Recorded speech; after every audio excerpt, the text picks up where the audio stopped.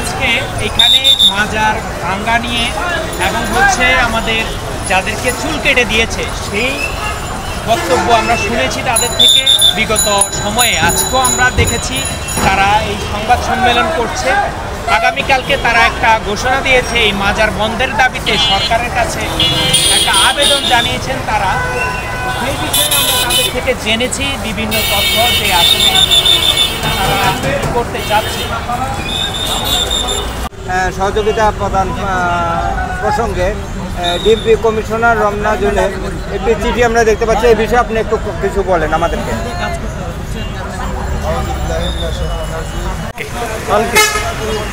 আমরা যারা অলিদেরকে ভালোবাসি, অলিদেরকে মহব্বত করি, অলিদের প্রেমে আশেক হয়ে গোলাপ শাহ মাজারে এসেছি, তারা আগামী কাল শনিবার দুপুর 2 ঘটিকার সময় থেকে আমাদের বাংলাদেশ থেকে বিভিন্ন পীর মাশায়েখ, বিভিন্ন আশেক, ভক্ত, জাকেরান যারা আছি, তরিকতের মধ্যে দাখিল আছি, তারা সকলকে আহ্বান জানাচ্ছি 2 ঘটিকার সময় কালকে থেকে আমরা একটি শোক র্যালি বের করব।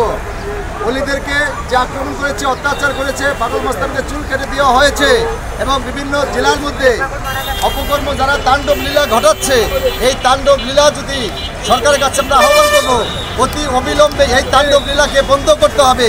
আর যদি তাণ্ডব লীলাকে বন্ধ না করা হয় তাহলে তাদেরকে রায় দেওয়া হচ্ছে, উস্কানি দেওয়া হচ্ছে, এটা আমরা মনে করে নিব। এবং এই অতি অবিলম্বে সরকারের কাছে আমি আকুল নিবেদন জানাচ্ছি যে আপনি এই বিষয়ে আইনানুগের ব্যবস্থা গ্রহণ করবেন।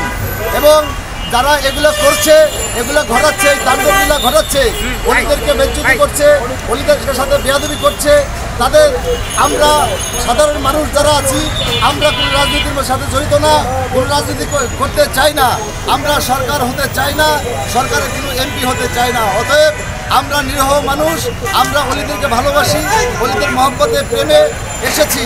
আমরা আপনাদেরকে জানাইতে চাই যদি অবিলম্বে এই তাণ্ডব লীলা যারাই ঘটনা না কেন তারা সন্ত্রাসবাদী, তাদেরকে আমরা নিন্দা জানাচ্ছি, তাদেরকে কঠিনভাবে নিন্দা জানাচ্ছি এবং তাদেরকে বন্ধ করতে হবে সরকার সমস্ত প্রশাসন পক্ষ থেকে।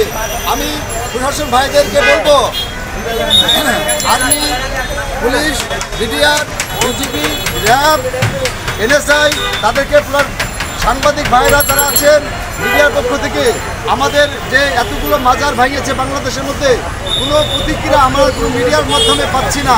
কেন? আমরা কি অপরাধ করেছি? কি আমরা কি কোনো জবরদখল করছি, কোনো জায়গা জমি দখল করছি কিনা, আমরা কোনো কিছুর সাথে রাজনীতির সাথে জড়িত আছে কিনা, সেগুলো বিবেচনা করে সরকার অতি অবিলম্বে আমাদের মাজারকে ভাঙচুর করা বন্ধ করতে হবে এবং মাজারকে রক্ষা করতে হবে।